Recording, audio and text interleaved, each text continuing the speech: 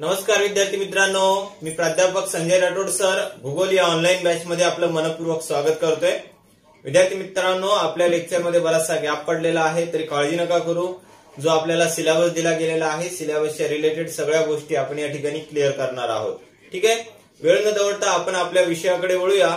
जो सर्वात महत्त्वपूर्ण विषय आहे तो म्हणजेच आपला जगाचा भूगोल, ज्यावर आपल्या परीक्षेमध्ये सर्वात जास्त प्रश्न विचारले गेलेले आहेत। म्हणजे मागच्या 1-2 वर्षाच्या जर आपण परीक्षेचं अनालिसिस केलं प्रश्नपत्रिकांचं, तर त्यामध्ये जवळपास 17, 18, 20 क्वेश्चन पर्यंत प्रश्नांची संख्या जी आहे ती जगाच्या भूगोलावर विचारली गेलेली आहे। आणि विद्यार्थी मित्रांनो, या जगाच्या भूगोलावरचे प्रश्न सर्वात जास्त तुम्हाला विचारले जात आहेत। महाराष्ट्राचा भूगोल याआधी आपण पाहिला, भारताचा भूगोल सुद्धा आपण ऑनलाईनरच्या पद्धतीनं त्या सगळ्या गोष्टी आपण कन्सेप्ट क्लिअर केलेल्या आहेत। त्याचबरोबर आजचा जो काही जगाचा भूगोल आहे तो जगाच्या भूगोलावर सुद्धा तुम्हाला फोकस करायचा आहे। आपण मागच्या लेक्चरमध्ये पाहिलं की आपली आकाशगंगा कशा पद्धतीची आहे, आकाशगंगेचं स्वरूप जो आहे तो कशा पद्धतीचा आहे, या सगळ्या गोष्टी आपण पाहिलेल्या आहेत। त्यामध्ये आकाशगंगा आहे, दीर्घिका आहे, त्यामध्ये महत्वाची आपली सूर्यमाला सुद्धा आहे। सूर्यमाला असल्यामुळे सूर्यमालाच्या अवतीभोवती जे काही ग्रह फिरणार आहेत त्या ग्रहाची रचना कशी आहे ते सुद्धा आपण मागच्या लेक्चरमध्ये पाहिलेले आहे। जसे की सूर्य मध्य म्हणजे एका बाजूला आहे आणि तिथपासून जी आहे ती कशा पद्धतीने चाललेली आहे मी तुम्हाला अजून एक थोडक्यात स्पष्ट करून सांगतो। बघा, या ठिकाणी हा सूर्य आहे, त्या बाजूने असणारी जी काही ग्रहांची संख्या आहे ती ग्रहांची संख्या अशी आहे। बघा, तेव्हा मी तुम्हाला आकृतीच्या माध्यमातून मागच्या लेक्चरमध्ये सांगितलं होतं। या ठिकाणी बुध आहे, या ठिकाणी शुक्र आहे, पृथ्वी, मंगळ, गुरु, शनी, युरेनस आणि नेपच्यून अशा पद्धतीने जे आहे ते आपले ग्रह आपण मागच्या लेक्चरमध्ये पाहिलेले आहे। सॉरी, सूर्य सर्वात जवळचा बुध आहे, त्यानंतर शुक्र आहे, त्यानंतर पृथ्वी, त्यानंतर मंगळ, त्यानंतर गुरु, त्यानंतर शनी, त्यानंतर युरेनस आणि त्यानंतर नेपच्यून। मागच्या लेक्चरमध्ये आपण ही सगळी रचना पाहिलेली आहे आणि तुम्हाला यावर सुद्धा एक प्रश्न विचारला जातो की कोणता, की सूर्याच्या जवळ असणारा ग्रह कोणता आहे, सर्वात मोठा ग्रह कोणता आहे, पृथ्वीची भगिनी कोणाला म्हणतात, त्यानंतर पहाटेचा तारा कोणाला म्हणतात, अशा असंख्य प्रश्नांची रचना आपल्याला या टॉपिकवर पाहायला मिळते। मित्रांनो, वेळ न दवडता आपण जाऊया बघा पुढच्या आपल्या कन्सेप्टकडे, जी आहे सूर्यमाला मधली कन्सेप्ट, ती म्हणजे महत्वाची आहे। मी तुम्हाला मागच्या लेक्चरमध्ये हे सुद्धा सांगितलेले की सूर्यमाला किंवा आपला सूर्य जो आहे तो कशापासून बनलेला आहे, त्यामध्ये कोणते वायू आहेत, त्या सगळ्या कन्सेप्ट जे आहेत मी मागच्या लेक्चरमध्ये सांगितले। तुम्ही तो व्हिडिओ पाहायचा आहे आणि त्यामधल्या नोट्स काढून घ्यायचे आहेत। आता आपण जाऊया ते म्हणजेच आपल्या पृथ्वीकडे। पृथ्वी, बघा मित्रांनो, पृथ्वी आपली कशी आहे, नेमका पृथ्वीचा आकार कसा आहे, पृथ्वीची रचना कशी आहे, ते आपण अगदी छान पद्धतीने आपण या ठिकाणी अभ्यासणार आहोत। ठीक आहे, तर बघा मित्रांनो, पृथ्वी जी आहे ती आपल्या सूर्यमालामध्ये जीवसृष्टी असणारी एकमेव असा एक ग्रह आहे, ज्याला एकच उपग्रह आहे, तो म्हणजे चंद्र। ज्या पृथ्वीवर सर्वात जास्त जीवसृष्टी आज आपल्याला बघायला मिळते ती महत्वाची जी पृथ्वी आहे त्याची आपण रचना बघणार आहोत। ठीक आहे, आपली पृथ्वी जी आहे ती अंडाकृती आहे, म्हणजे गोलाकार नसून ती काय आहे, एक अंडाकृती आहे। अशा पद्धतीने ही लांबच्या लांब पद्धतीने आपली पृथ्वी जी आहे ती पुढे वाढत चाललेली अशा पद्धतीने ही अंडाकृतीच्या स्वरूपामध्ये आहे। अशा पद्धतीने आपली पृथ्वी आहे मित्रांनो। ठीक आहे, बघा, या पृथ्वीची जी काही रचना आहे ती कशी झाली आपल्याला थोडक्यात अभ्यासायचं आहे। ठीक आहे, पृथ्वीची रचना आपण थोडक्यात अभ्यासून घेऊया, जेणेकरून आपल्या लक्षात येऊन जाईल की पृथ्वीचं नेमकं स्वरूप काय आहे ते। ठीक आहे, बघा, पृथ्वीची निर्मिती जवळपास 4 अब्ज वर्षापूर्वी झालेली आहे। कधी झालेली, तर 4 अब्ज वर्षापूर्वी झालेली आहे। पृथ्वीची जी काही त्रिज्या आहे ती 63 म्हणजे 6371 किलोमीटर एवढी याची त्रिज्या आपल्याला बघायला मिळते। त्यानंतर जर पाहिलं आपण, याच्यावर गुरुत्व त्वरण जो आहे तो विषुववृत्तावर 9.78 आहे, 9.78 ग्रॅम चौरस मिलीमीटर जो आहे प्रति सेकंद जो आहे तो गुरुत्वाकर्षण आपल्या विषुववृत्तावर बघायला मिळतो। तर ध्रुवावर जो आहे तो 9.83 ग्रॅम चौरस मीटर सेंटीमीटर एवढा आपल्याला बघायला मिळतो। ही जी पृथ्वी आहे ही पृथ्वी याच्यावर जर आपण पाहिलं तर जी काही जमीन आहे ती जमीन जवळपास 29% आहे। बघा, या पृथ्वीवर जमिनीचा भाग जो आहे तो 29% आहे, तर 71% भाग जो आहे तो पाण्याचा आहे, म्हणून पाण्याचा भाग जो आहे तो पृथ्वीवर सर्वात जास्त आहे. इथं जमीन आपण लक्षात ठेवूया. लक्षात ठेवायचे सर्वात जास्त पाणी जे आहे ते आपल्या पृथ्वीवर आहे, 71% पाणी. आणि जमिनीचा भाग किती आहे तर तो एकूण आपला 29% जमिनीचा भाग आहे. हा आपली पृथ्वीची एक तात्पुरती आणि थोडक्यात माहिती झाली मित्रांनो. आता हा झाला सर्वात महत्वाचा प्रश्न. त्याचबरोबर पृथ्वीला जे आहे एक आकार आहे, पृथ्वीची काही गती आहे, पृथ्वीची रचना आहे, पृथ्वीच्या सगळ्या स्वरूपाची घटना सुद्धा आपल्याला लक्षात ठेवायची आहे. यामध्ये तुम्हाला प्रश्न विचारला जातो सर्वात जास्त गुरुत्व त्वरण कशावर असतं तर ते ध्रुवावर असतं. तर सर्वात कमी गुरुत्व त्वरण कशावर असतं तर ते विषुववृत्तावर असतं. हे विषुववृत्त कसं आहे, कशा पद्धतीने विषुववृत्त काढला जातो किंवा विषुववृत्ताची रचना कशी आहे नेमकं पृथ्वीमध्ये, त्याला कशा संख्येनं किंवा कोणत्या पद्धतीने दाखवलं गेलेलं आहे, हा सुद्धा भाग आपल्याला बघायचा आहे मित्रांनो. ठीक आहे, हा झाला एक प्राथमिक स्वरूपाचा आपल्याला मुद्दा. आता आपण पुढे जाऊया. या पृथ्वीची जे काही रचना आहे त्या रचनेकडे आपण जाणार आहोत. आता हा झाला एक तुम्हाला एक समजण्यासाठी एक छोटासा मुद्दा.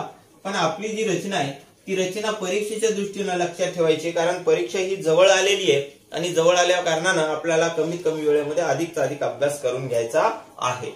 बघा मित्रांनो, पृथ्वीची ही जी आहे ती सूर्याच्या चहूबाजूने फिरत असते, म्हणजे गोलाकाररित्या अशा पद्धतीने फिरत असते. आपण म्हणूया त्याला गोलाकार पद्धतीनं.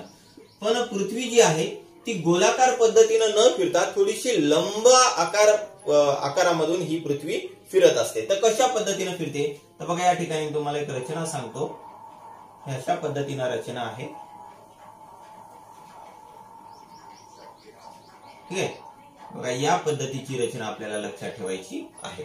अशा पद्धतीने आपली काय पृथ्वी ही सूर्याच्या चहूबाजूनं फिरत असते. बघा या ठिकाणी लक्षात ठेवायचं आहे अशा पद्धतीने. ठीक आहे, हा झाला आपला एक पृथ्वी फिरण्याचा भाग. बघा या ठिकाणी इथं आपण पृथ्वी असं लिहून टाकूया. आकृतीच्या माध्यमातून तुम्हाला छान पद्धतीने समजेल, कारण मागच्या लेक्चरमध्ये ज्यावेळेस आपल्याला लाईव्ह लेक्चर होता त्यावेळेस मी तुम्हाला सांगितलं की आकृतीच्या माध्यमातून आपल्याला हे सगळं समजून घ्यावं लागतं. पृथ्वी, ठीक आहे, या पद्धतीने बघा सूर्य असा आहे, पृथ्वी अशा पद्धतीने आपल्या सूर्याच्या अवतीभोवती फिरत असते. ज्या वेळेस पृथ्वी आणि सूर्य म्हणजे सूर्याच्या जवळ ही पृथ्वी येत असते त्या प्रक्रियेला आपण काय म्हणतो, अपसूर्य स्थिती म्हणतो. बघा ही जी स्थिती आहे याला काय म्हणतो आपण, अपसूर्य स्थिती. अपसूर्य स्थिती. बघा लक्षात ठेवा, तुम्हाला या ठिकाणी बऱ्याचशा कन्सेप्ट क्लिअर होणार आहेत. कोणत्या, सूर्य आणि पृथ्वीच्या मध्ये ज्यावेळेस अंतर कमी होतं किंवा पृथ्वी सूर्याच्या जवळ येते. बघा सूर्य पृथ्वीच्या जवळ नाही जात तर पृथ्वी सूर्याच्या जवळ येते, किंवा पृथ्वी आणि सूर्यामधला अंतर ज्यावेळेस कमी होतं त्यावेळेस त्या स्थितीला काय म्हणतात तर अपसूर्य स्थिती असं म्हणतात. काय म्हणतात, उपसूर्य स्थिती. सॉरी, इथं उपसूर्य स्थिती असल्याचे उपसूर्य स्थिती असं म्हणतात. ठीक आहे, उपसूर्य स्थिती हे लक्षात ठेवायचंय. उपसूर्य स्थिती कोणाला म्हणतात तर पृथ्वी आणि सूर्यामधील अंतर ज्यावेळेस कमी होतं त्यावेळेस उपसूर्य स्थिती निर्माण होते. तर पृथ्वी आणि सूर्यामधील ज्यावेळेस हे अंतर वाढत असतं त्याला म्हणतात अपसूर्य स्थिती. अपसूर्य स्थिती. ठीक आहे, या दोन कन्सेप्ट तुम्हाला काळजीपूर्वक अभ्यासायच्या आहेत. बघा ही कन्सेप्ट कशी लक्षात ठेवायची, सोप्या गोष्टी आहेत. बघा ज्यावेळेस आपल्या टेबलावर ठेवलेलं एखादं पुस्तक आपण म्हणतो, बरोबर आहे, पुस्तक हे जे असतं ते टेबलाला चिटकून असतं.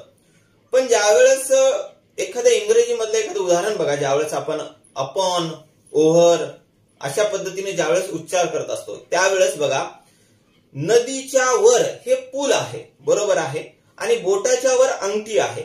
आता बोटाच्या वर अंगठी आहे हे काय आहे, जवळची भासना झाली. म्हणजे जवळ म्हणजे काय, अंगठी जी आहे ती बोटावर आहे, चिटकून आहे, म्हणजे ही स्थिती कोणती आहे, उप झाली, बरोबर आहे. तसंच हिचं अंतर जे आहे ते जवळ झालं. आणि ज्यावेळेस नदीच्या वर पूल आहे म्हणजे काही अंतर सोडून आहे त्यावेळेस त्याला अप म्हणतात. अप म्हणजे वर, अप म्हणजे वर. बघा लक्षात ठेवा, अप म्हणजे वर म्हणजे स्थिती सोडून म्हणजे अंतर जास्त, आणि उप म्हणजे खाली म्हणजे स्थिती कमी अंतर कमी. अशा पद्धतीने दोन कन्सेप्ट लक्षात ठेवायच्या, अंतर कमी उपसूर्य स्थिती, अंतर अधिक अपसूर्य स्थिती. दोन कन्सेप्ट तुम्हाला लक्षात ठेवायच्या. मग ही झाली सर्वात महत्वाची कन्सेप्ट जी अपसूर्य आणि उपसूर्य. मग ही ज्यावेळेस कन्सेप्ट बघतो आपण, तर उपसूर्य ज्यावेळेस पृथ्वी आणि सूर्य यामधलं अंतर कमी होतं, उपसूर्य होतं, तर या दोन्ही मधलं अंतर किती किलोमीटर असतं? तर मित्रांनो, या दोन्ही मधलं अंतर 14.64 कोटी.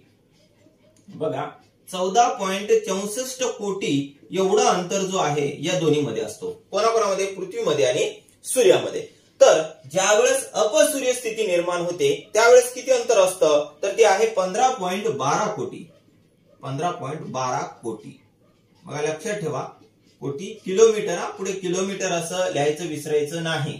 बघा, अपला अधिक आहे, उपला कमी आहे. इथं 14.64 कोटी तर 15.12 कोटी, जवळपास 100च्या वरती कोटी किलोमीटरचा फरक या ठिकाणी आपल्याला बघायला मिळतो. मग हा जो फरक आहे, हा फरक ज्यावेळेस आपण बघत असतो त्यावेळेस ही स्थिती कधी निर्माण होते उपसूर्याची आणि अपसूर्याची स्थिती केव्हा निर्माण होते हे सुद्धा आपल्याला परीक्षेला कधी कधी विचारलं जातं.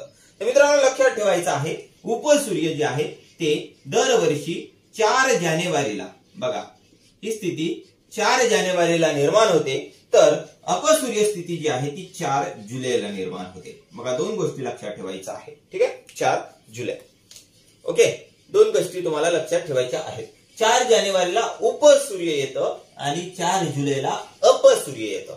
आता दोन कन्सेप्ट तुमच्या लक्षात आल्याच असाव्यात. बघा, ही तारीख तुम्हाला विचारली गेलेली परीक्षेमध्ये कधी कधी अशा पद्धतीचे प्रश्न तुम्हाला विचारले जातात की सूर्याची आणि पृथ्वीची अपसूर्य स्थिती केव्हा निर्माण होते? तर 4 जुलैला होते. सूर्याची आणि पृथ्वीची उपसूर्य स्थिती केव्हा निर्माण होते? तर ती 4 जानेवारीला निर्माण होते. पृथ्वी आणि सूर्यामधील अंतर केव्हा, कोणत्या दिवशी कमी होतं दरवर्षामध्ये? तर ती 4 जानेवारीला. तर कोणत्या दिवशी हे सर्वात जास्त असतं? तर 4 जुलैला असतं. जवळ येण्याच्या स्थितीला उपसूर्य, लांब जाण्याच्या स्थितीला अपसूर्य स्थिती असं म्हणतात. ही कन्सेप्ट क्लिअर झाली असेल. तुम्हाला या आकृतीच्या माध्यमातून लक्षात ठेवायचं आहे. आणि दुसरी गोष्ट एक मित्रांनो, आपल्या पृथ्वीवर विशेष करून जर आपण पाहिलं तर 2 किरणोत्सारी पदार्थ सर्वात जास्त आढळतात. यामध्ये जे आहे ते युरेनियम आणि थोरियम, हे 2 पदार्थ सर्वात जास्त आढळतात. मागच्या आपल्या लाईव्ह लेक्चरमध्ये पण मला एका विद्यार्थ्यांनी आपला प्रश्न विचारला होता की आपल्या युरेनियमचा साठा जो आहे तो अनलिमिटेड आहे का? तर मित्रांनो, भारतामध्ये जर पाहिलं तर हा अनलिमिटेड आहे, पण काही कारणास्तव त्याला लिमिटेड पण आपल्याला म्हणावं लागेल. कारण समुद्र काठावर ज्यावेळेस आपण थोरियम, युरेनियम हे किरणोत्सारी पदार्थ आपण ज्यावेळेस त्यांचा साठा करत असतो त्यावेळेस याची जी काही रचना आहे ती सुद्धा आपल्याला ते गोळा करण्यासाठी तेवढी मौल्यवान आपल्याला ती संपत्ती किंवा तेवढी साधनं सुद्धा अवेलेबल असतात. आणि भारताकडे जी आहे ती पुरेशी आहेत, पण तेवढ्या तंत्रज्ञानाने युक्त नाहीयेत. म्हणून काही काही कारणास्तव आपल्याला त्या गोष्टींचा जी काही गरज आहे ते आपल्याला काही कारणास्तव वेगवेगळ्या पद्धतीने भागवावे लागतात. म्हणून ही एक युरेनियम किंवा थोरियमची स्थिती आपण लक्षात घेऊया. तो प्रश्न वेगळा आहे, चला आपण याच्याकडे जाऊया. ठीक आहे, हा झाला सर्वात महत्वाचा मुद्दा. आता आपण पुढच्या एका कन्सेप्ट कडे जाऊया, ती म्हणजे आपली पृथ्वी जी आहे ती पृथ्वीची रचना कशा अँगलची आहे. आता ही कन्सेप्ट तुम्हाला कळाली असेल. या ठिकाणी मी याला थोडंसं पुसून घेतो, हे तुम्हाला मॅपच्या माध्यमातून समजलं असेल.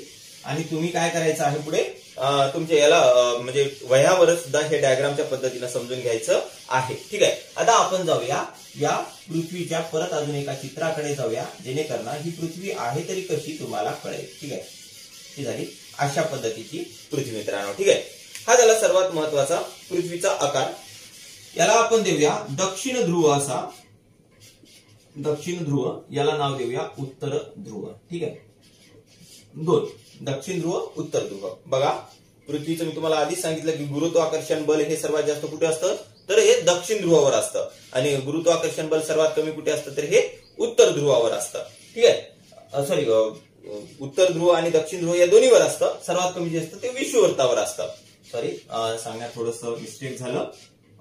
हे तुम्ही अजिबात वेगळ्या पद्धतीने करायचं नाही, तुम्हाला एकदम छान पद्धतीने या ठिकाणी मी समजून सांगणार आहे मित्रांनो. ठीक आहे, हा झाला सर्वात महत्वाचा मुद्दा. ठीक आहे, त्यानंतर आपण बघूया.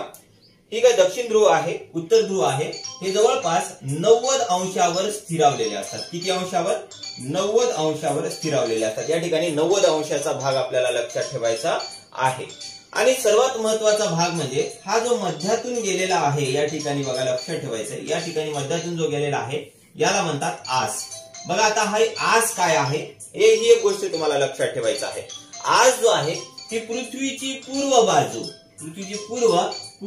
पृथ्वीची पश्चिम बाजू, ठीक आहे, आज काय आहे, पृथ्वीची पूर्व आणि पृथ्वीची पश्चिम बाजू अशा दोन बाजूला विभागायचं काम हे आसाचं आहे. म्हणून तुम्हाला ही पण गोष्ट लक्षात ठेवायची की पृथ्वीचं परिवलन म्हणजे स्वतःभोवती फिरणं, की पृथ्वीची परिवलनाची जी काही दिशा आहे किंवा पृथ्वीची परिवलनाची जी काही गती आहे ती म्हणजे काय, स्वतः आसाभोवती फिरण्याची. आणि तुम्हाला एक कन्सेप्ट विचारली जाते की पृथ्वी जी आहे ती आपल्या आसाभोवती ही किती काळामध्ये फिरत असते. आता आस म्हणल्यानंतर तुम्हाला अजून एका सोप्या कन्सेप्ट मी सांगतो मित्रांनो. तुम्ही बघा एका बैलगाडीचं चित्र, चाकाचं चित्र बघितलेलं असावं. असं एक चाक असतं, मध्ये एक असं हे असतं आणि हे असे काही त्याचे एक आरे जसं आपण आपल्या ध्वजामध्ये असतात, त्याला काही सपोर्टर लाकडं असतात, लोखंड असतात बघा अशा पद्धतीने, बरोबर आहे. हा जो आहे ना भाग याला म्हणतात आक किंवा आस आपण त्याला म्हणूया. हा आहे आस. याच्या आजूबाजूला हे चाक फिरत असतं, बरोबर. म्हणजे हा पण फिरतोच पण याच्या आजूबाजूला पण फिरत असते, ते सपोर्टर असतात. त्याच पद्धतीने हा जो प्रमुख भाग आहे हा आहे आपला आस. आणि हा आस काय करतो, पृथ्वीची पूर्व बाजू आणि पश्चिम बाजूला वेगळं करायचं काम करत असतो नेहमी. हे तुम्हाला लक्षात ठेवायचं आहे. त्याचबरोबर जर पाहिलं आपण तर या पृथ्वीच्या मध्यातून हा जो गेलेला आहे, या ठिकाणी हे अशा पद्धतीने आपण लक्षात ठेवूया. हा पृथ्वीच्या मध्यातून जो गेलेला आहे याला म्हणतात विषुववृत्त. बघा लक्षात ठेवा, विषुववृत्त कोणाला म्हणतात तर पृथ्वीच्या जो काही मध्यातून गेलेला आहे त्याला आपण विषुववृत्त म्हणतो. ठीक आहे, हा झाला महत्वाचा मुद्दा. दुसरी एक बाजू आपल्याला लक्षात ठेवायचं आहे ते म्हणजे या पृथ्वीच्या उत्तर बाजूला, बघा पृथ्वीच्या उत्तर बाजूला हे अशा पद्धतीने तुम्हाला दिसत असेल या ठिकाणी, बघा अशा पद्धतीने उत्तर बाजूला हा जो गेलेला आहे, ही उत्तर बाजू आहे उत्तर ध्रुवाकडे जाणारी, या बाजूला आहे कर्कवृत्त. बघा लक्षात ठेवा, कर्कवृत्त हा आहे उत्तर बाजूला. तर दक्षिण बाजूला जर आपण पाहिलं पृथ्वीच्या तर ते आहे तुमचं आपलं मकरवृत्त. ओके, दोन कन्सेप्ट तुम्हाला लक्षात ठेवायच्या आहेत की पृथ्वीच्या म्हणजे काय, विषुववृत्ताच्या उत्तर बाजूला कर्कवृत्त आहे का विषुववृत्ताच्या दक्षिण बाजूला कर्कवृत्त आहे, असा प्रश्न तुम्हाला लक्षात ठेवायचा आहे. विषुववृत्ताच्या उत्तर बाजूला कर्कवृत्त तर दक्षिण बाजूला मकरवृत्त. आणि या कर्कवृत्ताची आपल्याला एक छान पद्धतीने रचना बघता येईल मित्रांनो, की कर्कवृत्त जो आहे तो आपल्या भारतातील 8 राज्यातून गेलेला आहे. म्हणून तुम्हाला शॉर्ट ट्रिक्स पण सांगितलेले, माझा मित्र राघू छाप, या 8 राज्यातून ती कर्कवृत्ताची रेषा जी आहे ती गेलेली आहे. आणि आपला भारत सुद्धा काय आहे, पूर्व आणि उत्तर भागाकडे गेलेला आहे. पूर्व आणि उत्तर भागाकडे हा भारत सरकलेला आहे. हा भारत आपल्यासाठी म्हणजे ही भूमी जी आहे ती आपल्यासाठी खूप महत्वाची आहे. बघा या भागांमध्ये आपला भारत आपल्याला बघायला मिळतो, बघा या भागांमध्ये. ठीक आहे, अशा पद्धतीने तुम्हाला लक्षात ठेवायचं आहे. पण आता हे कर्कवृत्त जे आहे आणि मकरवृत्त जे आहे याची अंशाची रचना कशी आहे, तर अंशाची रचना सुद्धा आपल्याला बघून घ्यावं लागतं मित्रांनो. 23/1/2 अंश आणि ही सुद्धा 23/1/2 अंश. बघा विषुववृत्तापासून 23/1/2 म्हणजे काय, 23.5 अंशावर काय रचलेलं आहे, कर्कवृत्त आहे. तर विषुववृत्ताच्या दक्षिणेकडे 23.5 अंशावर काय आहे तर मकरवृत्त आहे. हे सुद्धा तुम्हाला लक्षात ठेवायचं आहे. ठीक आहे, हा एक महत्वाचा मुद्दा आपल्या लक्षात राहिलाच असेल. त्यानंतर पुढच्या आपण लाईन कडे जाऊया. अशा पद्धतीने लाईन ही सुद्धा अशीच आहे. ओके, आणि ही उत्तरेकडे ही अशी आहे असं. ओके, ही एक लाईन झाली आणि ही एक. ओके, या ठिकाणी बघा हे काय आहे, मकरवृत्त. त्यानंतर आपण दक्षिणेकडे जाऊया. दक्षिणेकडे 66.5 ज्याला 66/1/2 अंशाला आपण म्हणतो, काय बसलेलं आहे, अंटार्क्टिका बसलेला आहे. अंटार्क्टिका बघा लक्षात ठेवा, अंटार्क्टिका ही एक रेषा बसलेली आहे किंवा आपल्याला खंडाचं जसं नाव आहे तशा त्या पद्धतीनं आपल्याला त्याचं नाव आपल्याला देता येईल. आणि हा सुद्धा 66/1/2 अंशाने आर्किट बसलेला आहे, आर्किट. ओके, बघा लक्षात ठेवायचं आहे. हा झाला महत्वाचा मुद्दा. तुम्हाला ही कन्सेप्ट लक्षात आली असेल मित्रांनो. बघा की पृथ्वीचा जो काही मध्यातून गेलेला आहे त्याला म्हणतात विषुववृत्त. पृथ्वीच्या दक्षिणेकडे 23.5 अंशावर जो बसलेला आहे त्याला म्हणतात मकरवृत्त. आणि या विषुववृत्ताच्या 66.5 अंशावर जो बसलेला आहे त्याला म्हणतात अंटार्क्टिका. या विषुववृत्ताच्या उत्तरेला जो 23.5 अंशाला बसलेला आहे त्याला म्हणतात कर्कवृत्त. विषुववृत्ताच्या 66.5 अंशाला जो बसलेला त्याला आर्किटिक म्हणतात आणि त्यानंतर 90 अंश दक्षिण 90 अंश उत्तर जी आहे ती अशा पद्धतीने आपली रचना आपल्याला बघायला मिळते। आता ही झाली बेसिक कन्सेप्ट मित्रांनो, जे तुम्हाला परीक्षेला विचारली जाते की कर्कवृत्त आणि मकरवृत्त। बघा दोन अँगलने तुम्हाला प्रश्न लक्षात ठेवायचे, विषुववृत्त आणि कर्कवृत्त या दोन्ही मधला अंशामध्ये अंतर किती आहे असं जर आपल्याला प्रश्न आला की अंश किती अंशावर विस्तारलेले आहे तर 23.5 अंशावर। विषुववृत्त आणि कर्कवृत्त किती अंशावर विस्तारलेले तर 23.5 अंशावर। विषुववृत्त आणि अंटार्क्टिका किती अंशावर विस्तारलेले आहे तर 66.5 अंशावर विस्तारलेला आहे, बरोबर आहे। आणि त्यानंतर जर आता दुसरी कन्सेप्ट लक्षात घ्यायची असेल, ही सुद्धा 66.5 या ठिकाणी तुम्ही लक्षात ठेवायचं आहे। दुसरी एक कन्सेप्ट विचारली की मकरवृत्त आणि अंटार्क्टिका किती अंशावर विस्तारलेले तर 23 दुनी 66 म्हणजे 23 अंशावर, 23/1/2 अंशावर असं आपल्याला लक्षात ठेव। या ठिकाणी सुद्धा 23/1/2 अंशावर। म्हणजे आपल्याला कशाही आणि कोणत्याही अँगलला जरी प्रश्न विचारला की आपल्या लक्षात येऊन जातं की मकरवृत्त आणि अंटार्क्टिका मधला अंश जो आहे तो 23.5 अंश आहे, विषुववृत्त आणि मकरवृत्तामधला 23.5 आहे, कर्कवृत्त विषुववृत्तामधला 23.5, आर्किटिक आणि कर्क मधला सुद्धा 23.5 आहे। विषुववृत्त आणि अंटार्क्टिका मधला जो आहे तो 66.5 आहे, विषुववृत्त आणि अंटार्क्टिका मधला जो आहे तो 66.5 आहे, हे लक्षात ठेवा। मग आता कर्कवृत्त आणि मकरवृत्तामधला अंश किती आहे तर तो सुद्धा 66.5 अंश आहे। कर्कवृत्त उत्तरेला, मकरवृत्त दक्षिणेला। आता हे कसं लक्षात ठेवायचंय बघा, वर कोणता आहे आणि खाली कोणता आहे, उत्तरेला कोणता आहे आणि दक्षिणेला कोणता आहे।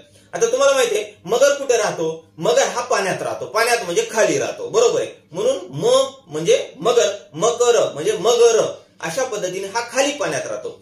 कर्क कर्क क क क क क म्हणजे काय, आपल्याला कावळा लक्षात राहतो बघा, कावळा कुठे उडतो, आकाशात उडतो। म्हणजे काकस्पर्श हे चित्रपट वगैरे आपण बघितले असेल, काकस्पर्श, तसा कर्कवृत्त, कर्कवृत्त कावळा कुठे उडतो, वर उडतो, आकाशात उडतो, म्हणून हा वर असतो आणि खाली काय असतो तो आपला मकरवृत्त असतो। म्हणजे ह्या दोन कन्सेप्ट तुमच्या लक्षात आल्याच असतील मित्रांनो, ठीक आहे। हा झाला महत्वाचा मुद्दा। त्याचबरोबर दुसरी गोष्ट लक्षात ठेवायची ती म्हणजे मी तुम्हाला पहिल्यांदा सांगितलं की हा काय आहे, उत्तर ध्रुव 90 ते दक्षिण ध्रुव 90 हा जो काय एक आस आहे, आठशी पूर्व बाजू, आठशी पश्चिम बाजू। तर पृथ्वीला आपल्या आसाभोवती एक फेरी मारण्यासाठी किती कालावधी लागतो तर आपल्या सोबतच आपल्या अक्षाभोवती फेरी मारण्यासाठी हा 24 तासाचा कालावधी लागतो। बघा किती तासाचा तर 24 तासाचा कालावधी लागत असतो, त्यामुळे ते सुद्धा तुम्ही लक्षात ठेवायचं आहे। 24 तासाचे आपले कालावधी म्हणजे पृथ्वी आपल्या स्वतःभोवती एक परिवलन तयार करत असते, हा सुद्धा महत्वाचा मुद्दा या ठिकाणी तुम्हाला लक्षात ठेवायचं आहे। ही कन्सेप्ट कळाली असेल तर आपण आता पुढच्या कन्सेप्ट कडे जाऊया, ठीक आहे। आणि ही कन्सेप्ट तुम्हाला दुसरी एक अँगल विचारली जाते की पृथ्वीची अक्षीय गती कशी आहे किंवा त्याला फेरी पूर्ण करण्यासाठी किती कालावधी लागतो तर अक्षीय गती म्हणजेच काय, आसाभोवती फिरणारी, याला दैनिक गती पण म्हणतात, याला अक्षीय गती पण म्हणतात आणि याला परिवलन गती पण म्हणतात। बघा लक्षात ठेवा, आपल्या स्वतः आसाभोवती किती तासात फिरते असा प्रश्न आला, अक्षीय गती किती आहे असाही प्रश्न आला, दैनिक गती किती आहे असाही प्रश्न आला आणि त्यासोबत परिवलनाचा कालावधी किती आहे परिवलनाचा असाही प्रश्न आला, तरी तुम्हाला काय लिहायचं आहे 24 तासच लिहायचे। परत एकदा उच्चारतो बघा मित्रांनो, आसाभोवती किती कालावधीत फिरते असा प्रश्न आला की 24 तास, अक्षीय गती किती आहे तर 24 तास, परिवलन गती किती आहे तर 24 तास आणि दैनिक गती किती आहे तर 24 तास। तुम्हाला 24 तासच लक्षात ठेवायचे। 4 अँगलनं तुम्हाला वेगवेगळ्या पद्धतीने प्रश्न विचारले जाण्याची दाट शक्यता आहे, म्हणून पृथ्वीवर तुम्हाला या ठिकाणी हे प्रश्न अभ्यासून घ्यायचे आहे, ठीक आहे। हा झाला सर्वात महत्वाचा मुद्दा, इथे तुमच्या लक्षात आलंच असेल। आता परत रिवाइज करायची गरज नाही, कारण व्हिडिओच्या माध्यमातून तुमच्यापर्यंत हा नॉलेज छान पद्धतीने पोहोचतोय मित्रांनो। तुमचा अभ्यास चांगला आहे, टेस्ट सिरीज मध्ये तुम्ही छान छान मार्क घेतायत, ठीक आहे। त्यानंतर आपण जाऊया पुढच्या कन्सेप्ट कडे, जी आहे आपल्या पृथ्वीची अक्षवृत्त, अक्षवृत्त, ठीक आहे। आता अक्षवृत्त कोणाला म्हणतात मी आधी सांगितलं, अक्षय म्हणजे काय, आडवे। आता पृथ्वीच्या ज्या काही आडव्या रेषा आहेत त्याला आपण अक्षवृत्त म्हणतो। या ठिकाणी आपण अशा पद्धतीने पृथ्वी लक्षात ठेवूया। बघा ही काय आहे, ज्या काही आडव्या रेषा आहेत, इथं काय लक्षात ठेवायचं आपण विषुववृत्त। बघा विषुववृत्त त्याला किंवा विषुववृत्त आपण त्याला म्हणतो, विषुववृत्त हा मध्यातून गेलेला आहे, इथं तुम्हाला लक्षात ठेवायचं आहे, ठीक आहे। आता हा जो आहे इथं तुम्हाला मी आधीच सांगितलेला आहे 90 अंश दक्षिण आहे, 90 अंश उत्तर आहे, बरोबर आहे। आता 90 अंश दक्षिण 90 अंश उत्तर आहे, तर हे विषुववृत्त जो आहे तो उत्तरेकडे जात असताना, या उत्तर बाजूला जात असताना काय लागतं आपल्याला, काय लागतं कर्कवृत्त लागतं। आणि दक्षिणेकडे येत असताना काय लागतं, मकरवृत्त लागतं. म्हणून दोन गोष्टी लक्षात ठेवायच्या या ठिकाणी, कर्कवृत्त आणि मकरवृत्त. तर अशा पद्धतीने जे काही अक्षवृत्त आहेत बघा, हा आहे 0 अंशवाला, या ठिकाणी मी असं नमूद करतोय 0 अंशवाला. या ठिकाणी आहे 15 अंश, 30 अंश, 45 अंश,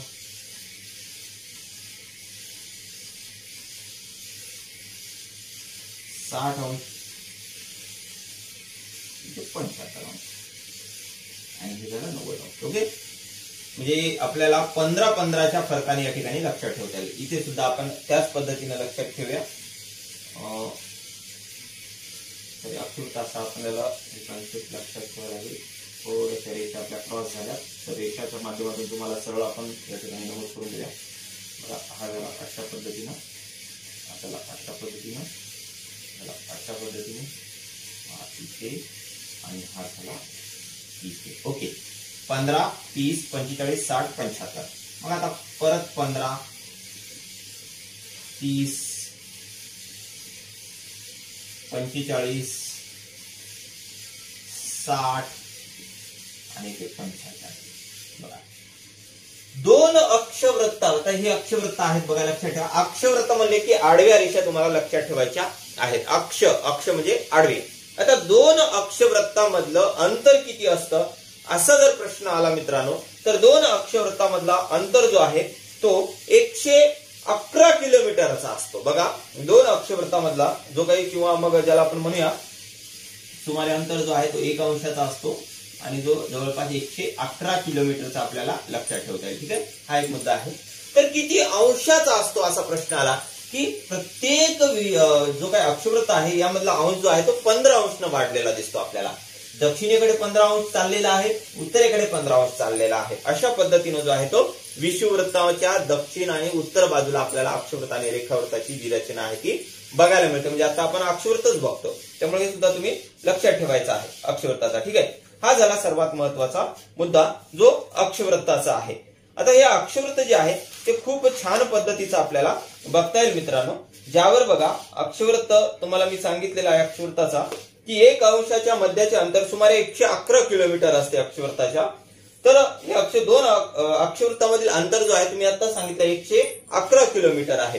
दोन अक्षवृत्तामधलं अंतर किती आहे या दोन अक्षवृत्तामधलं, तर 111 किलोमीटर आहे. ठीक आहे, आता हा झाला सर्वात महत्वाचा मुद्दा.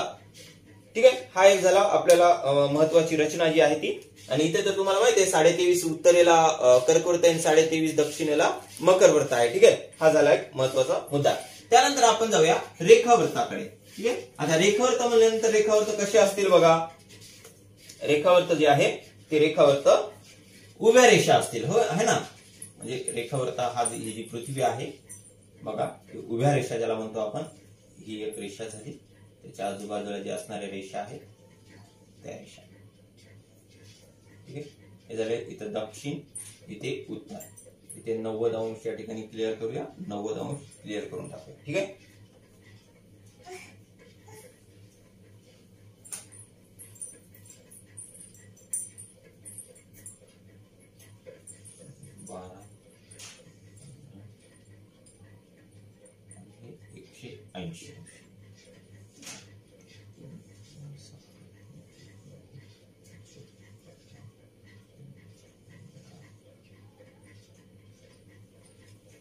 बघा या ठिकाणी रेखावृत्त आहे, हा मध्यातून गेलेला सर्वात प्रमुख रेखावृत्त या ठिकाणी असं आपण डार्क करूया.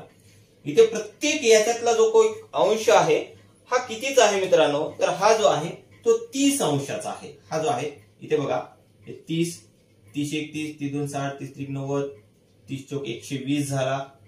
त्यानंतर 120 नंतर 150 झाला, त्यानंतर 150 नंतर 180 झाला. अशा पद्धतीने जी आहे ती रचना इकडे पूर्वेकडे पण आहे, पश्चिमेकडे पण आहे. म्हणजे आपल्याला इथं लक्षात येऊन चाललेलं आहे की जो काही अक्षवृत्ताचा व्याप आहे, अक्षवृत्ताच्या उभ्या रेषा आहेत, त्या प्रत्येक जे काही अक्षवृत्त आहे याच्यातलं अंतर किती आहे, तर प्रत्येक अक्षवृत्तातलं जो अंतर आहे ते सुद्धा 111 किलोमीटरचं आहे. ओके, आणि प्रत्येक अक्षवृत्तातील जो काही अंश आहे तो अंश किती आहे, तर 30 अंश आहे. प्रत्येकामध्ये तो 30 अंशाने वाढत चाललेला आहे. तर शेवटचा किती आहे, 180 अंश आहे. बघा याआधी जे आहे ते आपण 90 अंश पाहिलं होतं आणि दोघातला पण अंतर 111 किलोमीटर पाहिला होता. इथे सुद्धा 111 किलोमीटर अंतर आहे, पण मित्रांनो इथे जो आहे तो विषुववृत्तावर सर्वात ब्रॉड आहे, म्हणून या ठिकाणी आपल्याला लक्षात ठेवायचं आहे की ते 180 अंशापर्यंत आहे. मग दोन अक्ष रेखावृत्तामधला जो काही अंतर आहे तो किती किलोमीटरचा, 111 किलोमीटरचा, तर किती अंशाचा आहे, तर तो हा 30 अंशाचा आहे. म्हणजे 30 असं 180 पर्यंत गेलाय, इकडे 30 असं 180 पर्यंत आलेलं आहे. ही कन्सेप्ट आपल्याला लक्षात ठेवायची आहे. हा झाला सर्वात महत्वाचा मुद्दा. आता विषुववृत्तामुळे काय फरक पडतो, तर विषुववृत्तामुळे तापमानात बदल होतो मित्रांनो. तापमानामध्ये आता लक्षात ठेवायचे विषुववृत्तामुळे जो आहे तो तापमानामध्ये बदल होत असतो. मी तुम्हाला आधीच सांगितलेलं आहे. रेखावृत्तामुळे सुद्धा आपल्याला काही कन्सेप्ट क्लिअर लक्षात ठेवायच्या आहे. बघा रेखावृत्त दोन ध्रुवांना हा स्पर्श करत असतो. जो मध्य ठिकाणी आहे यामध्ये दोन रेखांमधील अंतर हे सर्वात जास्त असतं आणि ध्रुवाजवळ जे आहेत ते काय असतात, हे रेखावृत्त एकत्र आलेले असतात, म्हणून ध्रुवाकडे जे असतात त्यावेळेस दोन रेखावृत्तामधील अंतर हे सर्वात कमी असतं. इथं सर्वात जास्त असतं, इथं सर्वात कमी असतं. ध्रुवावर सर्वात रेखावृत्ताचं अंतर कमी असतं, तर रेखावृत्ताचं सर्वात जास्त अंतर हे विषुववृत्तावर सर्वात जास्त असतं मित्रांनो. हे तुम्ही लक्षात ठेवायचं आहे.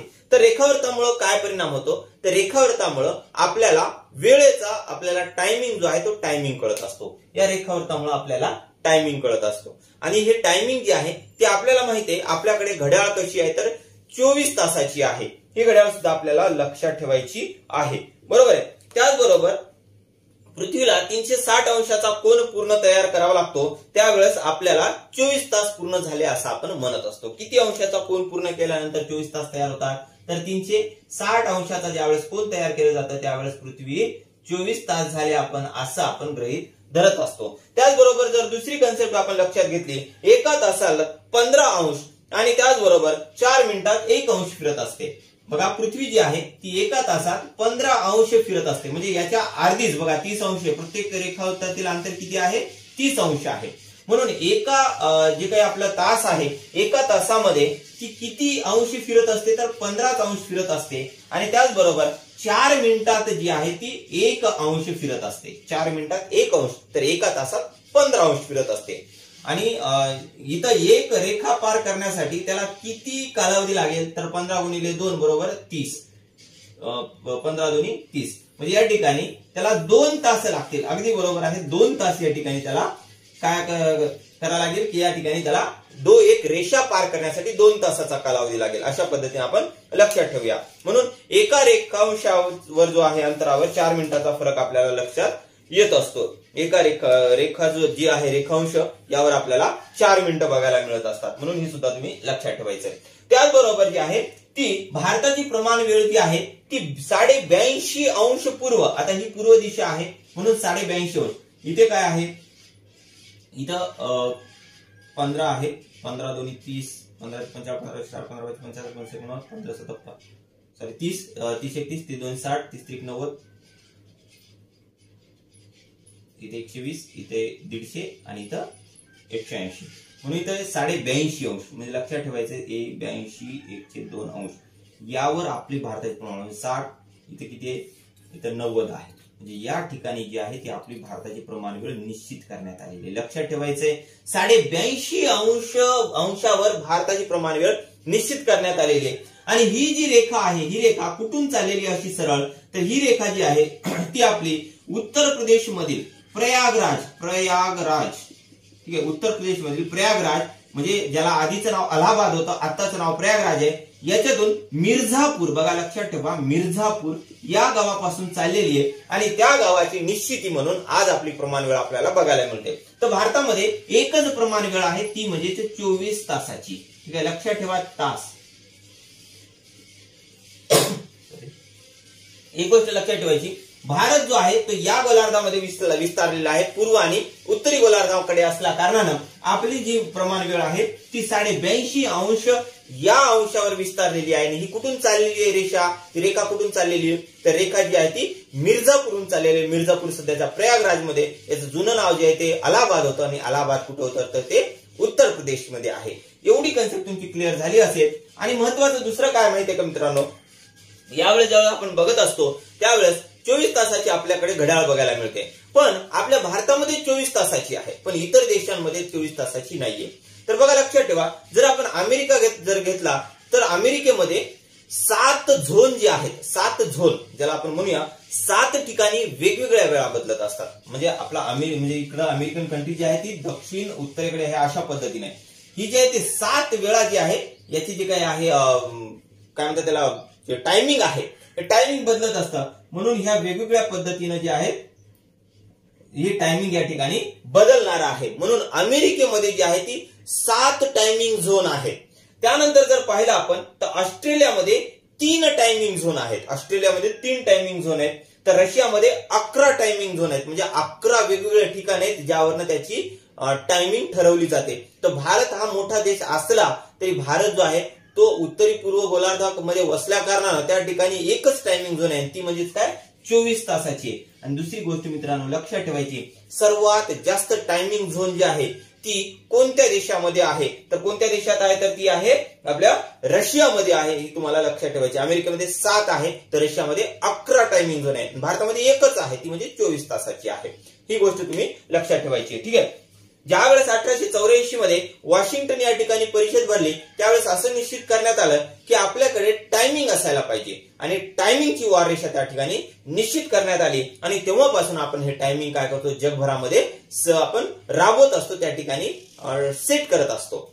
आणि आपण जो आहे तो ज्यावेळेस आपल्या भारतामध्ये जे काही टायमिंग सुरुवात झाली त्यावेळेस आपण आधी मद्रास, ज्याला जुनं नाव मद्रास आणि आताचं नाव चेन्नई आहे, या ठिकाणाहून आपण टायमिंग कलेक्ट करायचो. पण आता जे आहे ते आपण अलाहाबादवरनं, ज्याचं नवीन नाव आहे प्रयागराज, तिथपासून आपण टायमिंग कलेक्ट करतो. तेच आपलं मध्यवर्ती ठिकाण आहे टायमिंगचं, असं आपण गृहीत धरून पुढे काय करतो याचा आपण टायमिंग झोन चालवत असतो. म्हणून ही सगळी गोष्ट तुम्ही लक्षात ठेवायची मित्रांनो.